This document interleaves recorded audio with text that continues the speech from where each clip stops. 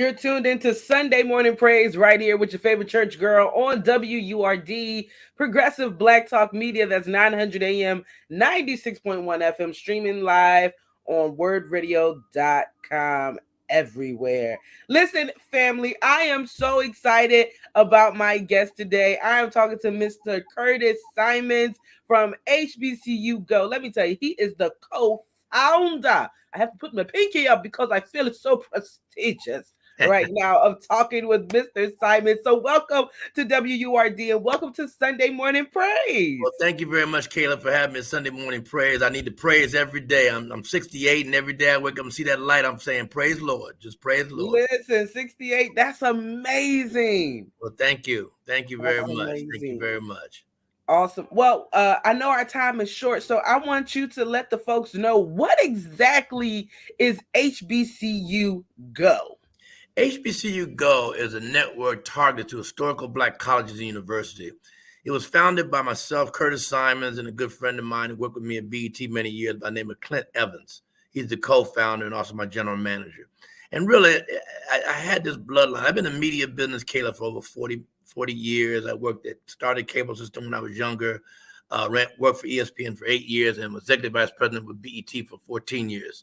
So one of the things that drove me was that I came out of an HBCU school out of Ohio by the name of Central State University. And my mother taught there for 40 years. My dad worked there for 50 in the maintenance department. And I just had a bloodline for HBCUs because I just felt once I got in the media and saw all the things that were going on, there needed to be more exposure for historical Black colleges and universities. Because I think that the driving point for me, Kayla, was the fact that I live in Fairfax, Virginia, and it's very spotty on African Americans in this area. And young kids that I know, when I would say to them, what school are you going to? They would say, oh, I'm going to either Maryland, Georgetown, Virginia Tech, Virginia, whatever. I said, well, why would you not look at the HBCU? Oh, I can't go to a Black school. I'm like, what are you talking about? And that message right there was what I saw, the misconception of historical Black colleges and universities. People don't understand the bonding, the togetherness, the history, the legacy that is driven by historical Black colleges. Until you get on a campus and you can feel it, you really don't know it. So the channel is really targeted to try to educate more people in that background so that people will understand what it is that makes historical Black colleges so important to today's.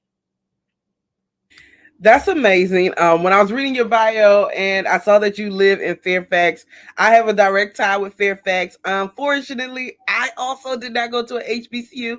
I went to George Mason University in Fairfax. Oh, really? Okay. I'm very familiar with that county, but I do share your sentiments of that. A lot of young people say, oh, I don't want to go to an HBCU. For me, it was just a matter of program. I like the program that Mason had versus some of the other HBCUs I was looking at. Right. But I do agree that HBCUs do get a bad rep. You know, they're talked about as it's just a place for sororities and fraternities. Right. When I know for a fact that it is so many other amazing things that happen on HBCU campuses, like the connectivity that you were talking about. Yes. So I want to ask you, I've had a chance to look at the channel. I do subscribe to it and I see it often. Right. What is like your goal for the channel? Is it just to show? Because right now I see a lot of the sports cast, right? And I also work in sports. But what are some other things that you plan for the channel to have? Well, the idea of the channel really, Kayla, is to truly show lifestyle programming, educational programming, and anything involved in targeting to the HBCU circle. The thing why you see a lot of sports now is I sold my company 2 years ago to Byron Allen, and he said to me, in order to start the business plan out right, what we've got to do is get control of Black college sports. So the push right now is to try, there's 4 conferences out there, the SWAC, the SIAC, the MEAC, CIAA, is to get all 4 of them underneath our umbrella. And then we will build out with shoulder programming around the lifestyle, the educational stuff that you'll see. So we right now have a 10-year deal with the SWAC. We have a 10-year deal with CIAA. We will have a 10-year deal another week or so with the SIAC. And then we're working on a 10-year deal with the MEAC beginning in January 24. We get those locked in, and then you'll start seeing us begin to start growing content outside of just sports. Because there's a lot of stuff there's a lot of history that's not being told out of historical Black colleges and universities. And there's what a lot of people don't know is that if you went around to the 107 historical Black colleges, Kayla, every school has a specialty in something. It could be nursing, it could be lawyers, it could be doctors, it could be, everybody's got a specialty that a lot of people aren't aware of. For example, I was at Clark Atlanta this past weekend, and we were doing the Clark Atlanta Central State game. So I got with the president, George French, and we had a one-on-one we called the President's Huddle, where I get to talk to the presidents, and we're starting to create like almost a podcast out of that. But one of the things that he was telling me about Clark Atlanta, they have a prostate lab that they're working on, for cancer, and not a lot of people know that. And they're one of the biggest prostate cancer people working on that right now. But a lot of people don't know that, so those are the kind of missing messages that people don't see on the outside. But on the inside, there's a lot of good things happening in the HBCU circle. That is very amazing. I definitely wouldn't have thought that was at Clark Atlanta. I know when I was looking into my different HBCUs to apply for, I thought Clark Atlanta was mainly focused on like film and communication. I thought that would have been their specialty. Never in a million years that I think they would be building a prostate cancer lab. That is super. Oh yeah. Those are the missing things, Kayla, that a lot of people don't know. That you go to Tennessee State, they've got one of the great aeronautic space areas that they're working on, in the circle, trying to create more Black engineers and technicians in that area, which a lot of people aren't even aware of, that kind of thing. So this, like I say, every school has their own specialty, Kayla. And that's the thing that we hope to try to start educating more people with historical Black colleges with the HBCU Go network. Awesome. Just two more quick questions for you, sir. In creating HBCU Go, I know you went to Central State, but now you have the opportunity to look at all of the HBCUs. Do you have a favorite? Do you have a favorite HBCU? And if so, why are they your favorite? I think my favorite now that I'm starting to spend time with is Dr. Daniel Wims, President Daniel Wims in Alabama A&M. I've been to Huntsville twice, and I've just been blown away with the way that whole school operates. When I first went there the first time, a school is right now between 7,000 students, and I come out of a school with 3,000 students at the max. The landscape of Alabama A&M was unbelievable, and I just like the forward thinking of Daniel Wims. His cabinet is strong. He's built a nice cabinet.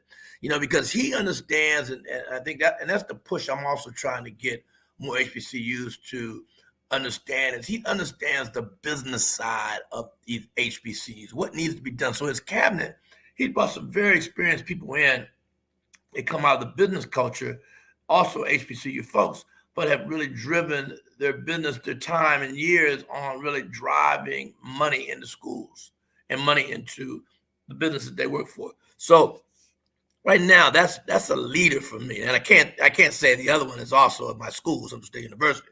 I can't. Alex Johnson, who's our interim president right now, and Tiffany Gray, who's our VP of Advancement, are doing a tremendous job for a small school in the Midwest, in a very country area where you're having to bring in different students from all over the country and the world to really help, grow Central State. So those two schools are really my two pet peeves, I would say. Awesome. Cool. So, of course, this is Sunday Morning Praise, so I can't let you get out without asking you at least one Sunday morning type question. Sure. I know what is one of the biggest things on HBCU campuses is gospel choir culture. Yes. Can we look forward to, in the future, some gospel concerts being streamed on HBCU Go? You can definitely look forward to that. You will definitely see and I'm not going to just make it Sunday. I'm going to try to get it to where, because it's HBCU schools, that is Monday through Friday.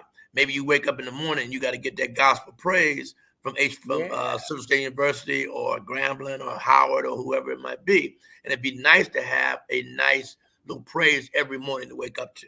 If every school could do that. If I put something out there like saying, I want to air all 107 universities, colleges, choirs. And here's how I like to do it. I like to have a morning praise every morning with a different thing coming from a different school. So yes, you will definitely see that from the guy, because that's one of the, the choir and the bands are two of the biggest things that are on university black colleges right now, and so certainly you've got to give them some exposure. There's no question on that. So definitely count us in to grow the choirs down the road for sure. Well, listen, when you start that program, remember me. I will come. I will do some interviews. I love I gospel will. choirs. I'm a band kid, so I love it. I love it. Any last words before I let you go? Let people know just your last words and how they can find the channel and subscribe. I mean, I think the last words is that we need, for one who's grown up through Black Entertainment Television and how we grew Black Entertainment Television, I need the same support with HBCU Go. I need our community to really look and see what I'm doing and understand the growth that is needed by them participating and coming out and listening and watching, the network. We need to grow, for sports wise, we need to grow more seats in the stadiums. We need to put more butts in the seats, rather. And we need to make more people aware of the channel. So please go to hbcugo.tv and tune in and give us some feedback, good or bad. It doesn't matter to me. My door is always open. If you see something we need to improve on, let me know. If you see something you like, let me know. But the whole thing is we don't grow without the village. And we need the village to praise us and praise Kayla, who's got a great show. He was Sunday Morning Praise, and support our Black companies. So that's one thing I would try to leave them with. Awesome. Thank you again, Mr. Simons, for joining me here today on Sunday Morning Praise. Again, make sure y'all subscribe. Go to hbcugo.com. Even if you're flipping through the channels at home, I know it pops up on my television. Just check it out on Saturdays. You watching the games anyway. Check out an HBCU game. They're amazing. Again, I want to thank you, Mr. Simons, for joining me here on Sunday Morning Praise. It's time to get right back to the music. You're listening to WURD, Progressive Black Talk Media. And Caleb, make sure they go .tv, not .com, .tv. Okay. .tv, sorry, HBCUGo.tv. There you go, and we love you.